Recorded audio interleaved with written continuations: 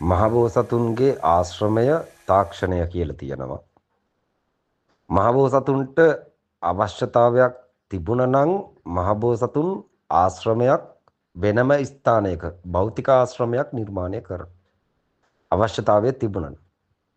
උන්වහන්සේ දන්න එක දෙයක් තියෙනවා ආශ්‍රමයක් තිබුණත් මහබෝධිසත්වලෝකීතේශ්වරගේ තාක්ෂණික ආශ්‍රමයට එන්න සිද්ධ වෙනවා. එතෙන්ට ඇවිල්ලා තමයි සියල්ල කරන්න සිද්ධ වෙන්නේ. එතකොට මූලිකත්වය දීලා තියෙන්නේ මහබෝධිසත්වලෝකීතේශ්වර තාක්ෂණයට වෙනවා. එය උන්වහන්සේගේ ආශ්‍රමය. උන්වහන්සේට අවශ්‍යතාවයක් තිබ්බනම් වෙනම භෞතික ආශ්‍රමයක් නිර්මාණය කරන්න. උන්වහන්සේ ඒක කරනවා. ඒක කරොත් උන්වහන්සේට උන්වහන්සේගේ අරමුණ සඵල කරගන්න බැරි වෙනවා. උන්වහන්සේට අරමුණක් තියෙනවා. බුද්ධ විඥාණයට අරමුණක් තියෙනවා. බුද්ධ විඥාණය අත්පත් කරගත්ත තනත්තා පමණක් දන්න දෙයක් තියෙනවා මේ සියල්ලෙන් ශූන්‍ය ස්ථානයකට ගමන් කිරීම සඳහා යන ගමනක්ක මේ සත්‍යය අරගෙන යන්නේ ඒ ගමන තුලය උන්වහන්සේ දැනගත්ත බොහෝ දේවල් තියෙනවා. සත්‍යයට විඩාව නිමා කර ගැනීම සඳහා මායා නගරයක් නිර්මාණය කරලා පෙන්නන. ඒක තැනකට ඇවිල්ලා ගොඩනගා ගන්න අවශ්‍ය එකක්ද නැත්නම් තාක්ෂණය තුලට ගිහිල්ලා ඉන්න තැන ඉඳගෙන ගොඩනගා ගන්න තියෙන එකක්ද? ඉන්න තැන ඉඳගෙන ගොඩනගා ගන්න තියෙන එකක් නෙවෙයි තාක්ෂණය කියලා කියන්නේ. ඒ කියන්නේ යම් අධ්‍යාපනයක් ලබන්න ඕන නම් කෝස් එකක් කරන්න ඕන නම් සිලබස් එකක් හදාරන්න ඕන නම් තවත් ගවේෂණයක් කරන්න ඕන නම් දකින්න ඕන නම් මේ හැම දෙයකටම එදා රජවරුන්ටත් නොතිබි දේවල් මේ මහබෝධිසත්ව අවලෝකීතේශ්වර අතට ගෙනල්ලා දීලා තියෙනවා. දුප්පත් වේවා පොහොසත් වේවා රජවරුන්ටත් නොතිබි දේවල් අතට ගෙනල්ලා දීලා තියෙනවා. සත්‍යයට දැකීම ප්‍රමාණවත් වන බව මහබෝධිසත්වයෝ දැනගෙන සිටිනවා. සත්‍යයට ඇසීම ප්‍රමාණවත් වෙන බව මහබෝධිසත්වයෝ දැනගෙන සිටිනවා. ආශ්‍රමයක් නිර්මාණය කරොත් එහෙම වෙන්නේ මෙහෙම දෙයක් වෙනවා. යම් ආශ්‍රමයක් නිර්මාණය කරොත් එහෙම ඒ කට්ටිය වෙනම කට්ටියක් කියන තැනකට ආශ්‍රමයක් නිර්මාණය කරොත් යන්න සිද්ධ වෙනවා. දැන් මගේ දේශනාව ශ්‍රවණය කරපු කෙනෙක් ආශ්‍රමයක් නිර්මාණය කරනවා. දායකත්වයක් අරගෙන ආශ්‍රමයක් නිර්මාණය කරනවා. ඒක කරන එක හොඳයි. කරන්න කියලා කියන. නමුත් මහබෝධිසත්වලෝකීතේශ්වර ආශ්‍රමයක් නිර්මාණය කරගත්තොත් භෞතිකව උන්වහන්සේ වෙන්කොට දකින්න වෙන. ඒ කට්ටිය නිකන් මහායානික, ඒ කට්ටිය අපේ ආගමට අයිති නැති ස්වභාවය, ඒ කට්ටිය මේ අන්න ඒ වගේ ඒවා දකින්න නිසා මහබෝධිසත්වෝ භෞතික ආශ්‍රමයක් නිර්මාණය කරන්නේ නැති වෙයි. අහන කට්ටිය ආශ්‍රම නිර්මාණය කරගත්තට කිසිදු ප්‍රශ්නයක් නැති වෙයි. අහන කට්ටිය අන් අයට ධම් සභා මණ්ඩපයන් තුල ඉඳගෙන ධර්මයේ දේශනා කිරීමද කිසිදු ප්‍රශ්නයක් නැති වෙයි. ඒ භෞතිකව මිනිස්සු හොයනවා නම් ගිහිල්ලා හම්බ වෙලාම මේක කරගන්න ඕනේ කියලා හිතනවා නම් ඒ මිනිස්සුන්ට ඒ පණිවිඩය දීමට පවා අද උපයෝගී වෙලා තියෙන්නේ මොකද්ද කියලා හුවොත් පත්තරයක්ද නැත්නම් ලියමනක්ද නැත්නම් වෙනම මොකක් හරි එකක්ද නැත්නම් තාක්ෂණයද කියලා අහනවා. අද උපයෝගී වෙලා තියෙන්නේ ඒ පණිවිඩය යෑම සඳහා. උමන්දාව කියන පණිවිඩේ සමාජගත කිරීම සඳහා පත්තරයක් ලියමනක් ඒවට වැඩිය වේගවත් මොකද්ද තියෙන්නේ කියලා අහුවොත් ඒ අවලෝකීතේශ්වරගේ ආශ්‍රමය ඇතුලේ තමයි මේ වේගවත් භාවය තියෙන්නේ. එතකොට මේකේ ඇතුලේ තමයි මේ තාක්ෂණය ඇතුලේ තමයි ඉස්සරහට සියලු ආශ්‍රමවල ප්‍රතිඵල දකින්න ලැබෙන්නේ. සියලුම ආශ්‍රමවල ප්‍රතිඵල දකින්න තියෙන අන්තර්ජාලය තුල වෙන. ඊට පස්සේ කට්ටිය ඒ ආශ්‍රමය සොයාගෙන යනවා. මං අහන්නේ අර ප්‍රතිඵලය දකින්න ආශ්‍රමවල ප්‍රතිඵලය දකින්න ස්ථානය තුල නැද්ද සත්‍ය?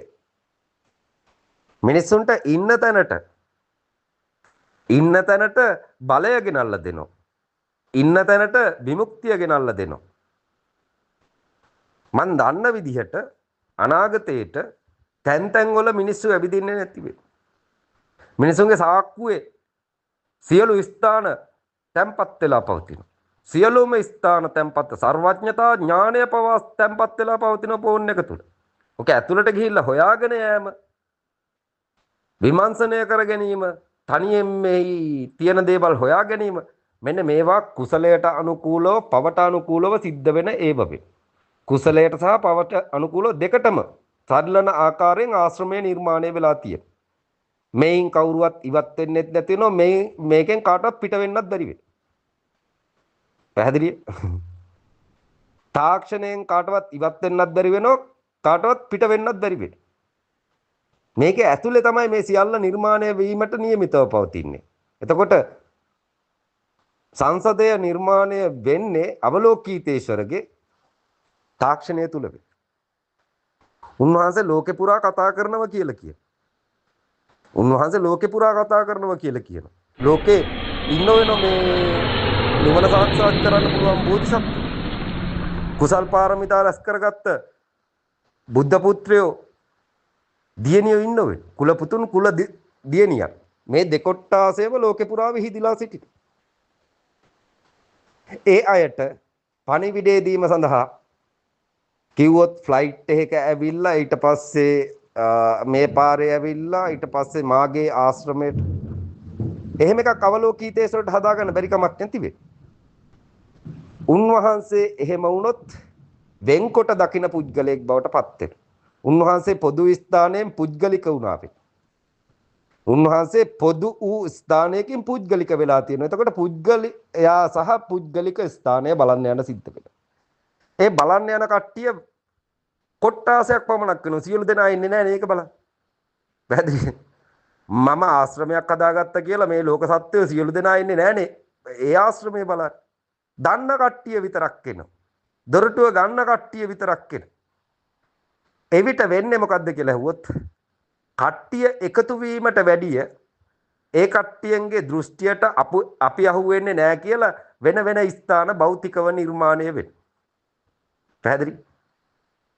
හැදිච්ච ප්‍රමාණය ඇති වෙනවා මට පේන විදිහට හැදිච්ච ප්‍රමාණය ඇති.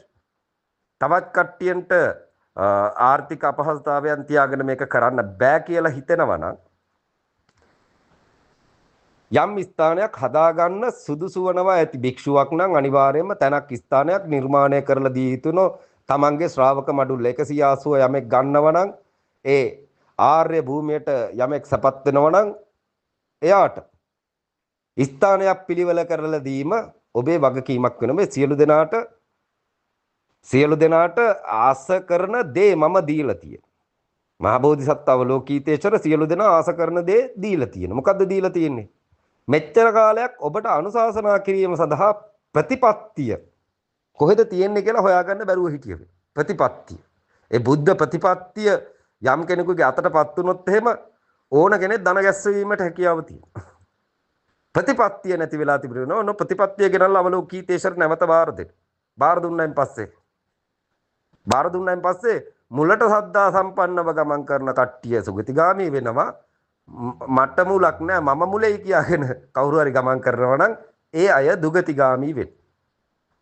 ඒ අය Tamanට මුලක් නෑ කියලා කියනවා නම් ඒ අය දුගතිගාමී වෙනවා. මහා අවලෝකීතේශ්වරටත් මුලක් තියෙනවා.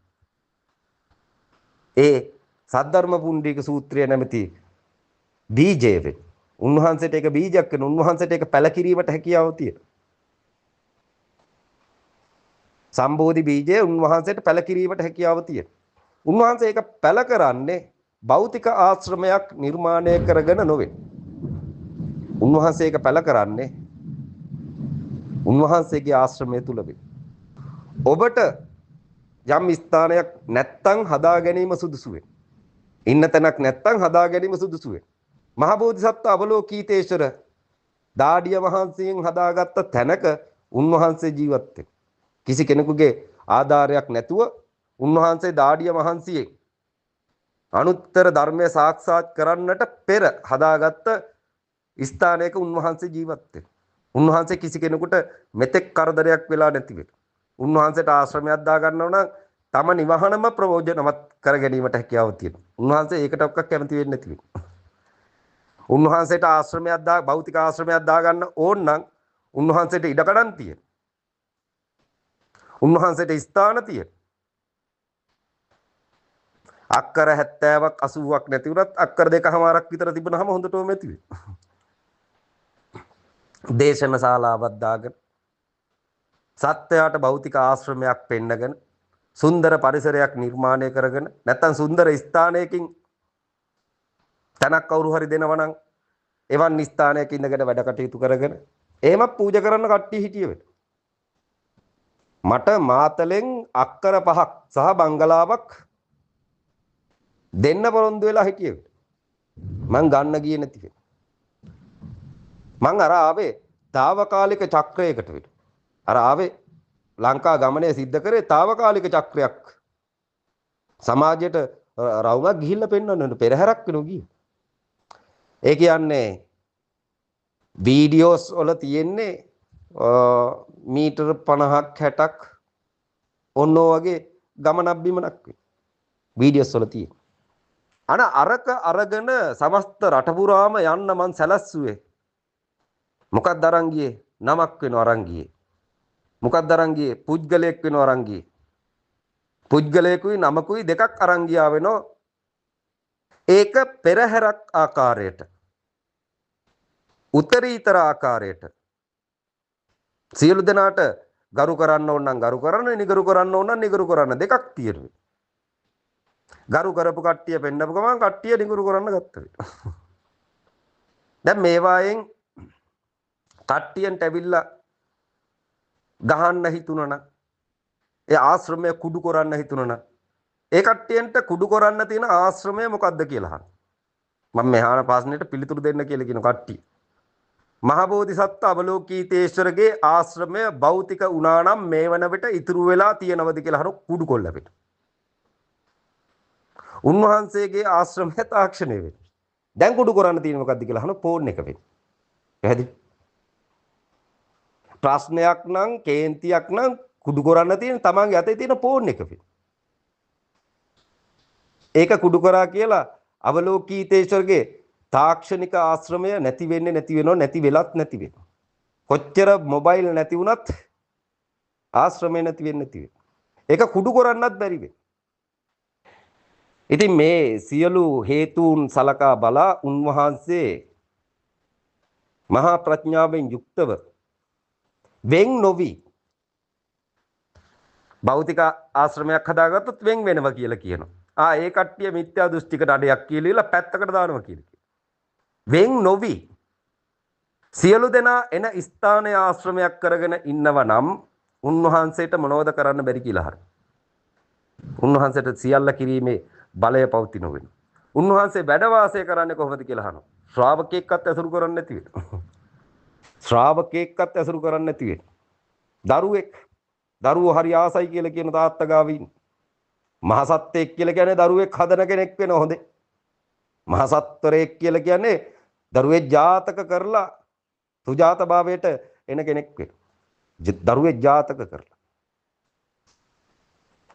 දරුවෝ නැති මහබෝධිසත්වරු නෑ කියලා කියනවා.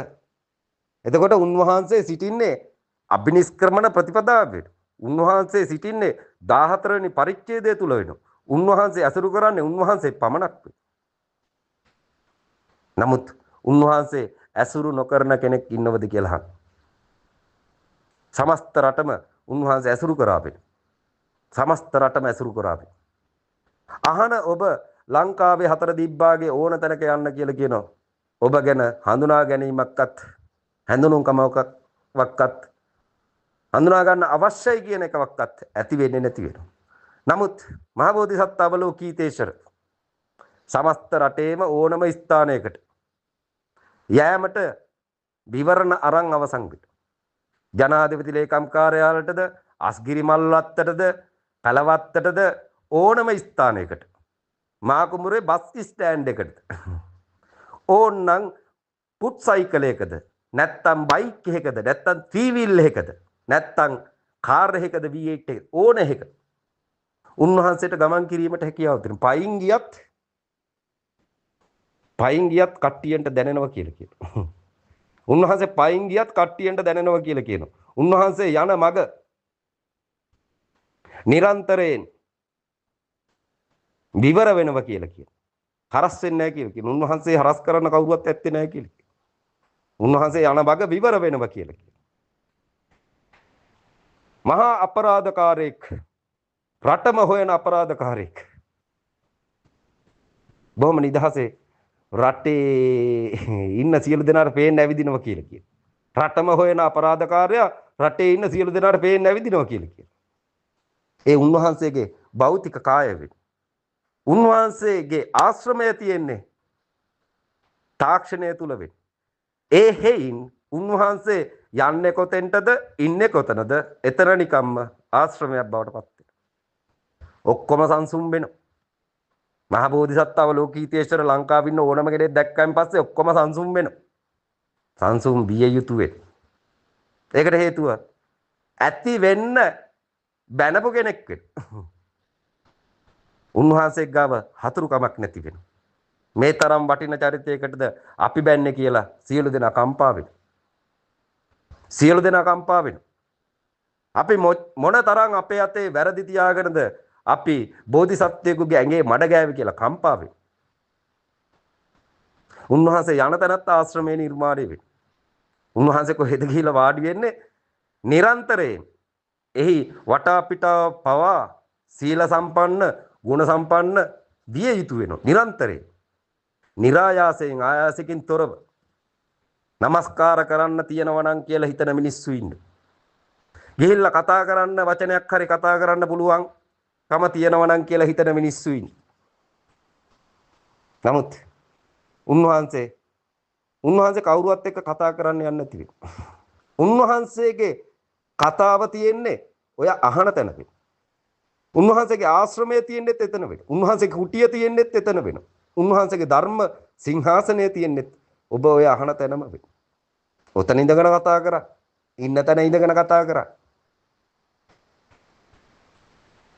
කෙනෙකුට තැනක් නැත්තම් ස්ථානයක් නැත්තම් ස්ථාවර නැත්තම් යම් භික්ෂුවකට බෝධිසත්වයෙකුට නෙවෙයි සියලු සත්ත්වයින්ට යම් ස්ථානයක් නැත්තම් එය ගොඩනගා දීම අහන අයගේ වගකීමක් වෙන. ඒ වගේම සිත් කම්පණය වෙන අයගේ වගකීමක් වෙන. සුනකෙක් වරුසාවකට යන එනවන් නැති වෙලා ඉන්න වෙලාවේ ගහලා පන්නන සමාජයකට බල්ලෙකුට ලගින්න කූඩුවක් නැත්තම් බල්ලෙකුට මේ වරුසාවට ඇවිල්ලා තෙමෙන හින්දා මේ తాවකාලිකව හරි ඉඳලා මූ යාවිය මෙතන නොතෙමෙන තැනක් කියලා වෙලා ස්ථානයක් පූජා කරන්න පුළුවන් නම් ඒක මහත් පිනක් වේ. මහා බෝධිසත්ව ලෝකීතේශ්වර උන්වහන්සේ ණය වෙන්නේ නැහැ කියලා කියනවා. උන්වහන්සේට පුදන්න ඕන තරම් කට්ටිය බලාගෙන සිටින.